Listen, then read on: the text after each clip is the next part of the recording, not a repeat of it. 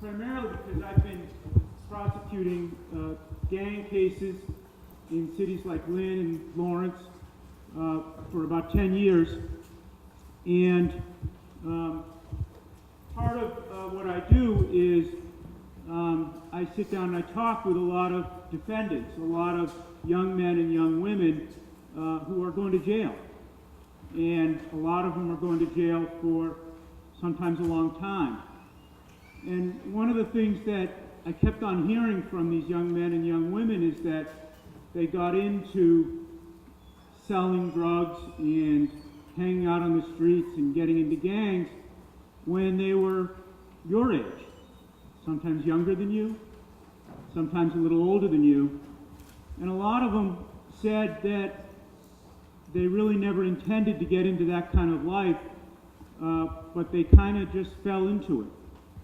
And they said they fell into it because there weren't a lot of opportunities for them, and they felt like they didn't really have anything to do with their lives outside of school. So they started hanging out on the streets, and some of their older friends were selling drugs, and they started doing that with them. And before they knew it, they were going to jail, getting out of jail, getting kicked out of school, and then finally they ended up in front of me and ended up going to jail for 10 years or 15 years. This program here is not designed to scare you. It's designed to tell you that you do have opportunities. There are programs in Lawrence for you outside of school.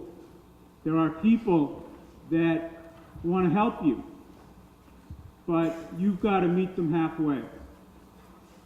But if you do that, if you make an effort to find programs, to find things to do, things you're interested in outside of school, you may be surprised at how many people are there to try to help you. We have two speakers here today, and then we're going to have a resource fair, and you're going to get booklets showing you all the different types of programs that are available for you in Lawrence. And I encourage you to take that seriously and find something that you can do over the summer. Find a program that you can get involved in. Our first speaker here today is Carmen Ortiz. Carmen is the U.S. Attorney for the state of Massachusetts. She was appointed by President Obama. She is both the first woman, the first female U.S. Attorney in Massachusetts, and the first Hispanic U.S. Attorney in Massachusetts. As the U.S. Attorney, she is the Chief Law Enforcement Officer for the state of Massachusetts and oversees all federal prosecutions. Carmen Ortiz, thank you.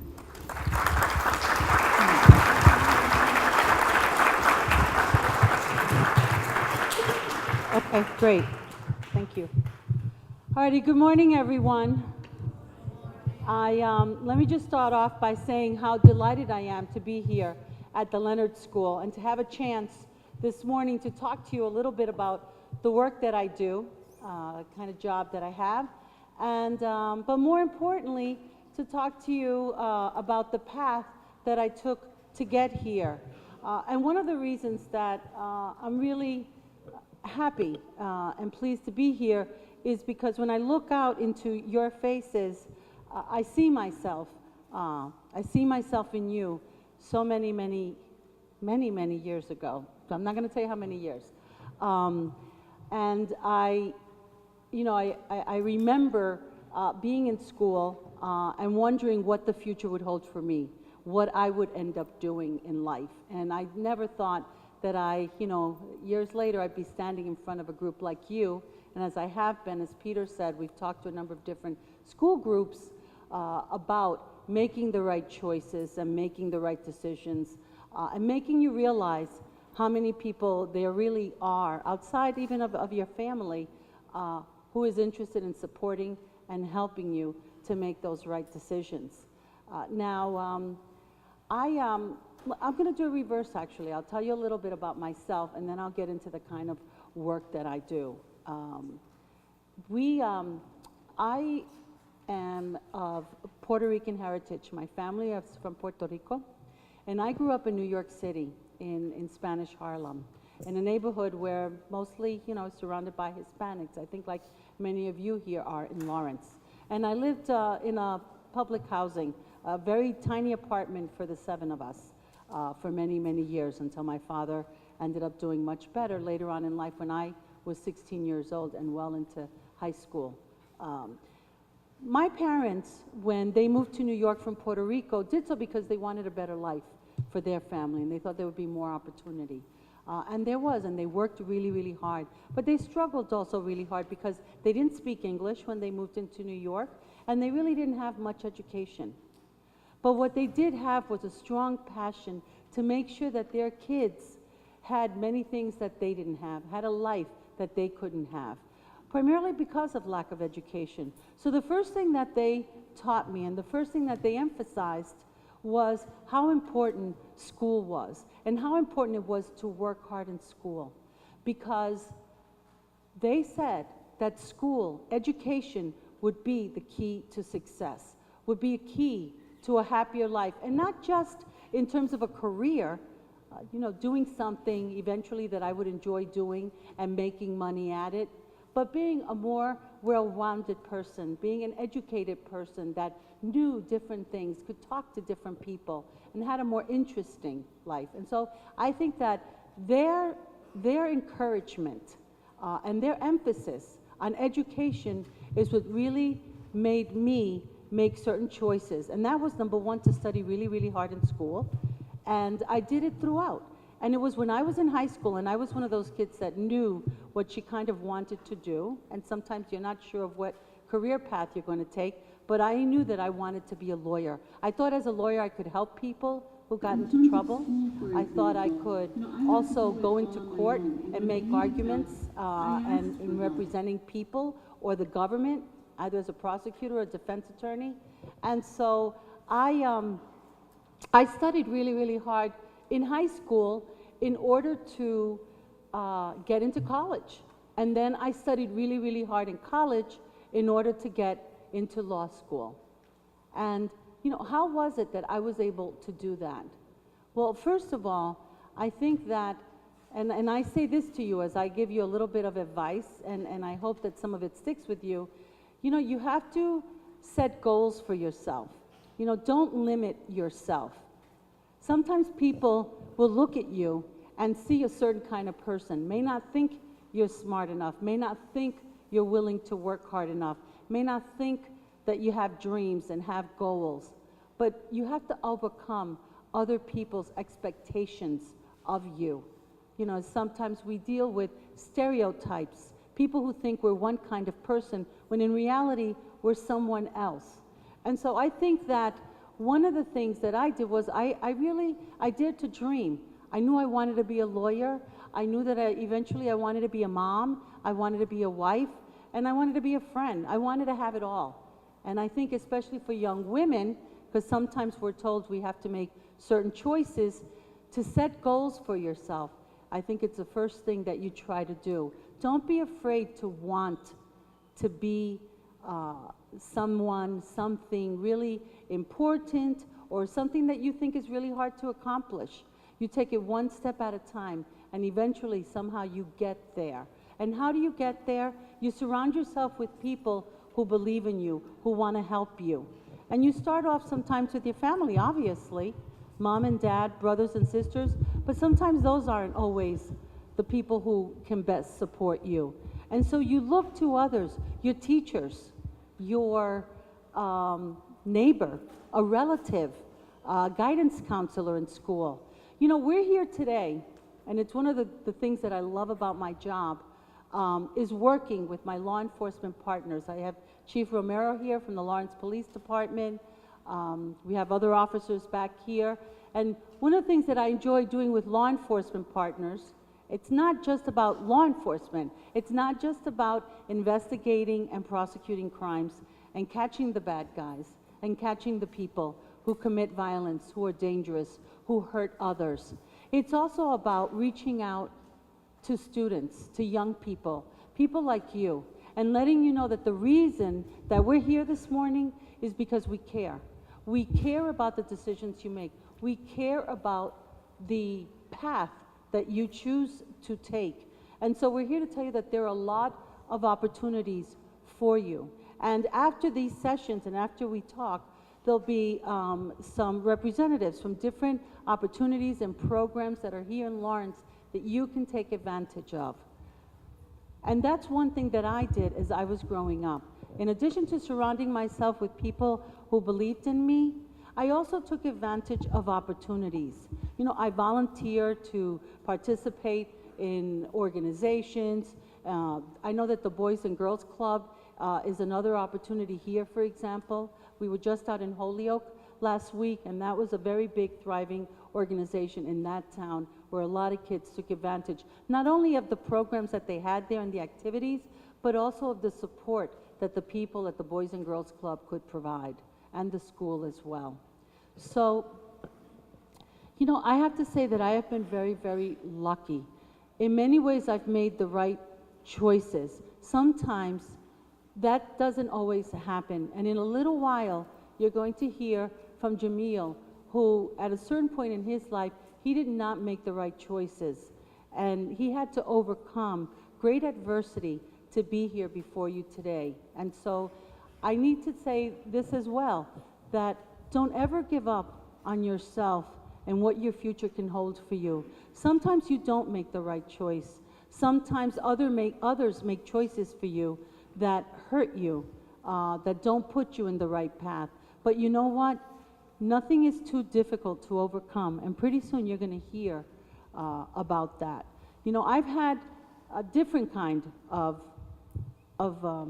difficulties in my life. You know, in terms of school, I did well because I worked hard. In terms of my career, I've done well because I've worked hard as well at the different jobs. And one job led to another. I was a state prosecutor, then I was a federal prosecutor, then a state prosecutor. I worked in private practice as a defense attorney, and then eventually I was at the U.S. Attorney's Office doing similar work to Peter, and now I'm the boss. I am the boss at the office. And that came through a lot of hard work. But you know what? Life is not just about your career. You know, about 20 years ago, believe it or not, when I thought that I had it all, and I'm going to share a very personal story with you because I think it's an example of how you can overcome certain hardships in life. My husband and I lived in this beautiful house. We had 2 little girls. One had just been born, and he was a very successful attorney, and I was at the district attorney's office, and life seemed perfect. It was a long way from the neighborhood that I grew up in, and I just thought that I was completely successful. I had achieved everything that I wanted and that my parents wanted for me. And then my husband became very ill. He got cancer. And we battled the cancer for 8 years, and then he passed away. He passed away 12 years ago. When he died and I was left to take care of my 2 young girls, I can't tell you how traumatic that was. And I felt at that point that I was no longer successful, that I wasn't living the life that I wanted to. And I wasn't sure what the heck was going to happen in the years to follow, because I felt very alone and I felt very down. But you know what? Through family and friends and people that I worked with, I had tremendous support. And I've raised my 2 daughters, who are now 21 and 26. And, you know, I'm doing this wonderful job that I love. A job that involves not only investigating and prosecuting serious federal crimes involving gun violence, drug trafficking, public corruption, financial fraud, you know, where people steal and con other people out of millions of dollars. But I also get to represent the government. You know, we bring lawsuits when people are discriminated against and when people's rights are violated. But the best part of my job is the part that I'm doing here. It's the part where I stand and I talk. I talk to young people that I hope can see me in them the way I see you. in me and where I came from. And so I just want to end because I want to allow some time for questions later. I'm just here to let you know how much we care, how much we want to support, and how much what you do in many ways is in your hands. Thank you.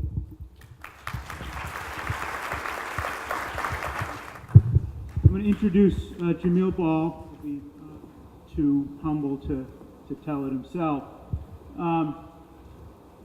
Jamil was about 10 years old when he started selling drugs, and spent a lot of time in his teens homeless, living on the street. And by the time he was 15 or 16 years old, he was the leader of a violent gang in this area, and did a lot of bad stuff. He was involved in violence towards other people. He was involved in selling drugs. He was went to 6 different high schools, I think it was, because he got kicked out of 5. Was a very talented basketball player, had opportunities, and threw that all away because he was hanging out in the streets with the gang that he was involved in. He eventually went to jail when he was 18, 19 years old, and turned himself around from that experience because he decided he didn't want to do that, didn't want to be somebody who went to jail. He got through some help from somebody who reached out to him when he was about 19 years old. Got in a program that helped him learn computer software work. He now works in a large software company, manages 15 people, and has a successful life away from the streets and the bad stuff in the direction that he was heading. So we're very happy to have Jamil with us. That I'm very happy to be here today. I actually took the day off of work to come here and speak to you guys. As Peter noted, I got involved in criminal activity, as you'd say, at a very early age. I didn't really have a dad growing up. I only had a mom. And my mom actually was the one that got me into it. My mom sold drugs since I can remember. She actually eventually went to jail when I was in 4th grade for 5 years for trafficking cocaine. So ultimately, what my mother would do is, she would have me carry around the stuff that she was selling, bring it to people, bring it to there. Sometimes, I don't know if you guys are familiar with Haverhill, but I'd be right there when I was in the 4th grade with a bunch of drug dealers on a corner in Haverhill selling drugs. I remember when I was in 4th grade, my little cousin got killed. He had to be, I'll say 11 or 12, and we were there, and he got shot. I know my story is going to be a lot different than hers. When I was in school, I remember being in 7th grade, and I thought my mother was the coolest thing ever. And they said, go to school, study, learn. I wanted no part of that. It was like, what do you want to be when you grow older? I said, I wanted to be just like my mother. And I had a lot of teachers like you guys have here today that were pulling for me, trying to get me on the right track. But me, I wanted to be just like my mother. And it didn't get me very far. As Peter noted, it got me homeless. It got me kicked out of 6 schools. I got expelled from 6 high schools before I eventually graduated. I got into gangs. I've been stabbed. I've been shot at. I've been to prison. And none of that was fun, but I still wanted to be just like my mother. Played basketball. You guys are in 7th grade right now. Yeah, 8th grade, and then you're going to go into high school. I played varsity basketball, meaning with men 17, 18 years old when I was in 8th grade. I played varsity basketball when I was in 9th grade. I played varsity basketball when I was in 10th grade, but when I was in 10th grade, I said, you know what? This basketball thing's getting old. You know what? I'm going to be just like my mother, and I'm going to start selling drugs. You know what happened? Ultimately, I ended up just like my mother. I got arrested for the same thing my mother did, for the same trafficking cocaine, selling drugs, and all that other stuff. And when I went to jail, you think all those, my fellow gang members that I committed crimes with, that were my buddies that we were smoking pot with, and all, you think they were there for me? You think they came to visit me or give me canteen or anything like that? It didn't happen. I was all by myself. I was all by myself in prison. My mother wasn't there, and my friends weren't there. And I had to make a decision on what did I want to do. Did I want to continue going down that line of being the tough guy, the drug dealer, or did I want to get on the right track? And the right track was getting into a program, which was a technical program. A year, you study half the time, and you work half the time, and you get paid to learn. And ultimately, that's what I did, and it got me on the right track. Went to college. I graduated college last May. I'm a dad now, so looking at you guys' faces reminds me of where my daughter's going to be in a couple of years. But it helped me get to where I needed to be. Jimmo, when you were in prison, how long were you in prison for? Say about 3 to 4 months before I eventually got out. And what happened to you in prison? What made you decide that that wasn't the life you wanted to lead anymore? Because a lot of the allure of gang life is friends, family, people that care for you. When nobody else is there, that's there. That's my boy. That's my friend. They're going to be there for me. But when you get to prison, you realize that nobody's there for you. It's just you. It's just you in a small cell the size of one of the bathroom stalls in here. That's about it. There's no letters that, that girl or guy that that you were dating before you. They're not coming to see you. It's just you and some horrible food. You're in a bathroom stall for 23 hours out of a 24-hour day. There's no TV. There's nothing fun about it. And I realized that that's not where I belonged. And those people that led me and were part of who I felt I belonged to didn't really care about me. So when you said you got into a program, that was the city Year Up program? The Year Up program. Did you do that on your own, or did somebody help you? No. Growing up, I was always a knucklehead. Even in 7th grade and 6th grade, I was always a knucklehead. And there were always people that actually cared about me, which is odd, because no matter how bad I was or how tough I was on my teachers, they pushed harder. And they say sometimes some of the toughest kids get the most attention. They push harder because it wasn't for them. I wouldn't have graduated middle school, better yet high school. But they always pushed harder. And in my community, it was similar to this, where you had cops, and the cops would run these basketball sessions where we'd come and we played basketball, and the cops would ref, and they'd run the league and stuff like that, and they would always reach out to me like, hey, we can help you. We can help you get off this track. We can help you get into this school, or we can help you do this, and we can help you do that. And I always said, nah, I got my own path. I know better than you. You've lived for 35 years. I'm 14. I'm 15. I know way better than you guys know. And ultimately, I did it my way, and it didn't work.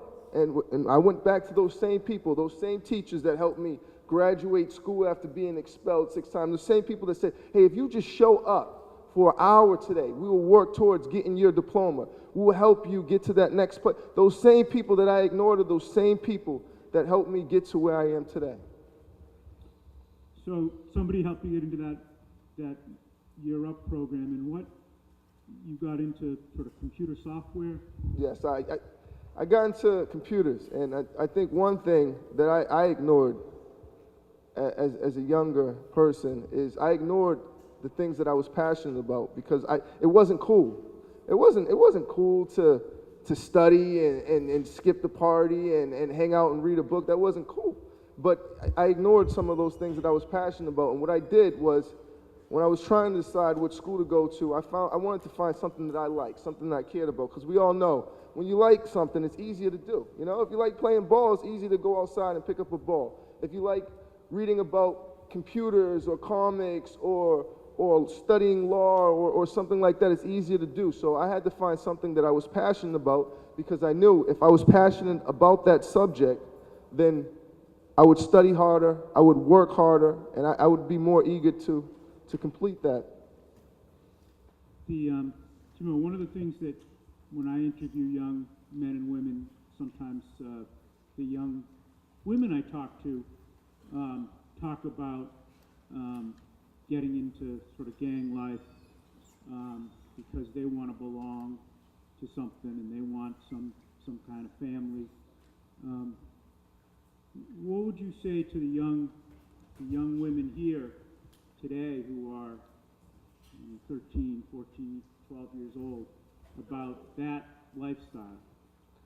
What I would say is, think about somebody that cares about you, because that's ultimately what it is. You say you want somebody that cares about you. You want to belong to a family, and I grew up in gangs. You know, my mother was in a gang. You know, my cousins were in gangs, and I've seen some of the things that occur to women in gangs, and I know it's not something that I would ever want my daughter to do. So if somebody's asking you to do something that would diminish your self-worth, that would take away from your own personal self-respect, then those people don't care about you. And if somebody doesn't care about you, I don't think you can consider that being part of a family. I think it'd be more of somebody using you for their own benefits. So, and what about to the young men here? You know, it can be tough when you're out and all your friends are doing one thing, right? All the kids you grew up with are all going sort of one direction. It can be tough to kind of go in a different direction, because then, you know, like you lose your friends, and you know you're on your own. So what could, you know, based on your experience, what could you tell some of the young men here about how to do that? I think that's tough, because we all have these people that we believe are our friends. But I'll tell you from my experience, I had both friends. I had friends that are in gang members. Now I have friends that are lawyers. I have friends that are cops. I have friends, you know, that are doctors. And I'll tell you this, real friends and real people that care about you want the best for you. They want to see you do great things. They don't want to see you on the corner, hanging out, you know, not doing anything with your life. They don't want to say, hey, you know what, you're going to grow up and you're going to work at McDonald's and you're going to make $7 an hour. That's great. No, real friends aren't going to say that. Real friends want you to be the best person that you can be, and that's not only in education. That's not only in a career making millions of dollars a year. That's the person that you are. That's character. That's the habits that you have when nobody's there to watch you, when nobody's there to see you. That they care, whether you take that piece of trash and throw it on the floor, whether you find a trash can, whether you see that newspaper there and say, hey, you know what, I haven't read it today, and steal off of somebody's porch. Character is what you have when nobody's watching. So real friends want to see you become the best person that you can be. And you know what, for me, if we're not working towards the same goals, if we're not trying to be the same type of person, if we're not trying to be the best person that we can be, then I don't want to be around you. So if you have somebody, whether you care about them or not, that's working against what you're trying to accomplish, I'd say you separate yourself from that person and find a group of friends that want the same things out of life that you do. So we're gonna open it up to questions in a moment. Do you know what would you know, if you could go back to being the age of these folks here, or younger, I guess in your case, because you got started when you were about 10, what would you do differently?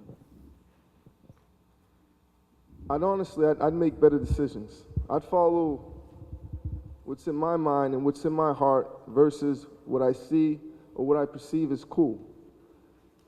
At 10 years old, I knew what was right and what was wrong. Just like right now, it's in 7th grade, you guys know what's right and what's wrong. Regardless of what you see on TV or what you see in the street or what you see at home, we all know what's right and wrong. So we have to make these decisions for ourselves.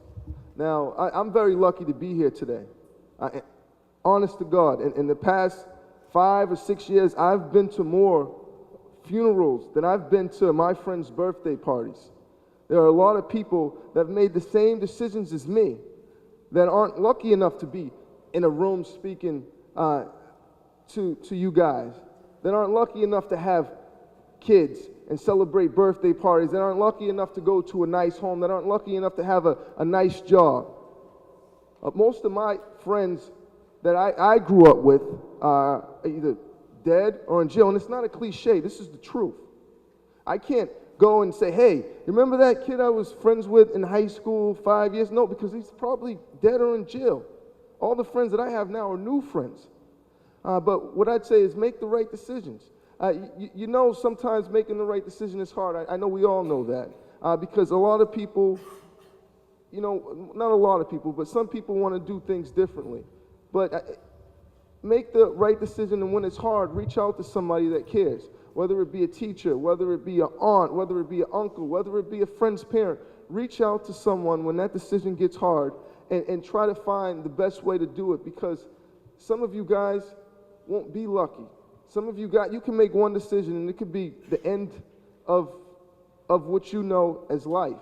So I think the best thing to do is kind of think through these decisions, realize what right and wrong is, and try to do what's best for your future and not think about just right now. Thanks, Jamil.